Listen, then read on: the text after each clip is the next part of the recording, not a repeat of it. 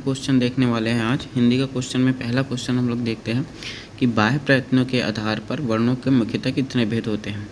तो इसमें पूछा गया है बाह्य प्रयत्न के आधार पर तो कितने होते हैं, 2 होते हैं। एक स्वर एक व्यंजन, 2 होते हैं। तो इसका आंसर हो जाएगा ऑप्शन ए 2। दूसरा क्वेश्चन देखते हैं हम लोग यहाँ पर। दूसरा क्वेश्चन में है शास्त्रों की बात में कविता का दखल समझना यह भी धर्म के विरुद्ध है। इस वाक्य में यह किस प्रकार का वर्ण है? निजवाचक सर्वनाम है, निश्चयवाचक सर्वनाम है, संबंधवाचक सर्वनाम है या अनिश्चयवाचक सर्वनाम है? तो इसका आंसर हो जाएगा निश्चयवाचक सर्वनाम, है ना। आज तीसरा क्वेश्चन हम लोग देखते हैं कि निम्न में से क्या कौन सा वाक्य शुद्ध है? तो इसमें से शुद्ध वाक्य आपको चयन करना है। तो ऑप्शन ए में है इतने में क्या देखते हैं कि सामने नंगी तलवार लिए वह खड़ा है। ऑप्शन बी वह अनेक वर्षों से वहाँ पढ़ता था, है ना। वह अनेक वर्षों से वहाँ पढ़ता था, पढ़ाता था। ऑप्शन सी है तुम्हारे पिताजी को आने दो तो तुम्हें मैं आज मज़ा चखाता हूँ। ऑप्शन डी है उपयुक्त में से सभी। तो इसका आंसर हो जाएगा उपयुक्त में से सभी, है ना। ऑप्शन डी हो जाएगा इसका आंसर, ठीक है। फिर अगला क्वेश्चन हम लोग देखते हैं। अगला क्वेश्चन है दो छंद के प्रत्येक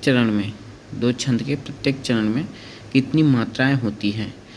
पहला ऑप्शन है 13, 11, 13, 11। ऑप्शन बी है 13, 13, 11, 11। ऑप्शन सी है 13, 11, 13, 11, 13। ऑप्शन डी है 11, 11, 13, 13।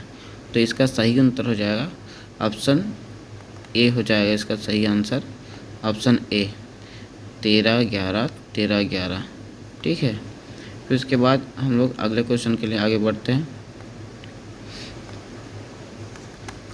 अगला क्वेश्चन है निम्न में से कौन सा शब्द अ उपसर्ग युक्त है? तो निम्न में से कौन सा अ उपसर्ग युक्त है? पहला अचेत, अथाह, अबेर, उपयुक्त में से सभी, है ना। तो इसका आंसर हो जाएगा उपयुक्त में से सभी जो है इसका सही आंसर हो जाएगा। फिर अगला क्वेश्चन हम लोग देखते हैं 6वां नंबर। निम्नलिखित शब्दों में से कौन सा शब्द हिंदी भाषा के भंडार में शामिल तद्भव शब्द का है ना। निम्न भाषा में से कौन सा शब्द हिंदी भाषा भंडार में शामिल तद्भव शब्द का है? पहला वंश, वाघ, पंख और टीस।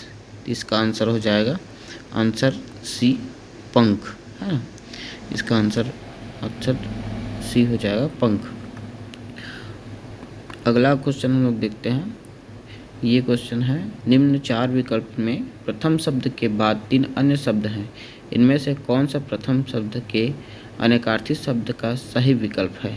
कागज का, ऑप्शन ए दिया है कागज का, प्रयोजन, गेहूँ, इच्छा। दूसरा बी दिया है नाग का, पर्वत, पेड़, सांप। ऑप्शन सी दिया है द्विज, चंद्रमा, स्थिर, दांत। और ऑप्शन डी दिया है वर्ण का, रंग, प्रिय, अक्षर। तो इसका सही आंसर हो जाएगा आंसर ऑप्शन सी द्विज का, चंद्रमा, स्थिर, दंत, है ना। फिर अगला क्वेश्चन देखते हैं। अगला 8वां नंबर का क्वेश्चन है कि निम्न में से यण संधि शब्द का उदाहरण कौन सा है?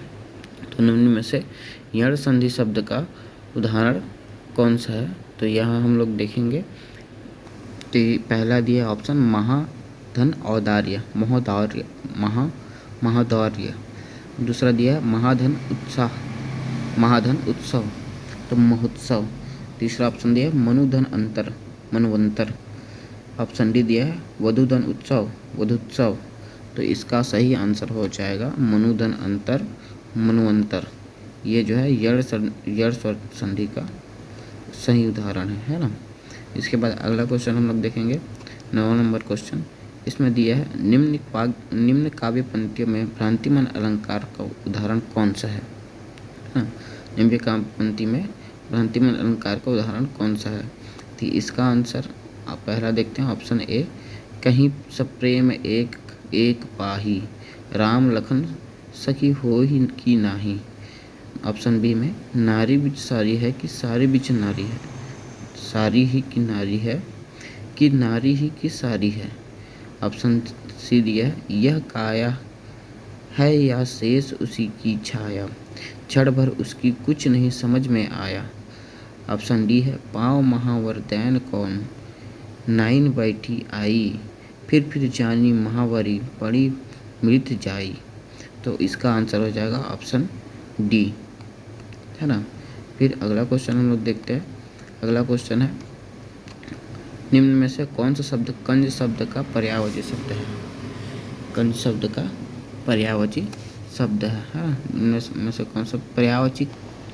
तो इसमें जो है कंज मतलब होता है कमल, तो कमल का पर्यायवाची शब्द हो जाएगा अमृत हो जाएगा, ब्रह्म हो जाएगा, कमल स्वयं है ना। तो इसका जो मदिरा जो हो जाएगा, इसका आंसर हो जाएगा मदिरा। मदिरा इसका पर्यायवाची नहीं है ना। इसी प्रकार वीडियो देखने के लिए अपना क्रिएटिव स्टडी ये चैनल, यूट्यूब का चैनल, इस पर बने रहिए। इसमें पटवारी के सभी प्रीवियस ईयर के क्वेश्चन को आंसर के साथ में बताया जाएगा आपको, तो चैनल के साथ बने रहिए, इसमें देखते रहिए। @ क्रिएटिव स्टडी 24 में आपको ये दिखते रहेगा, है ना। देखते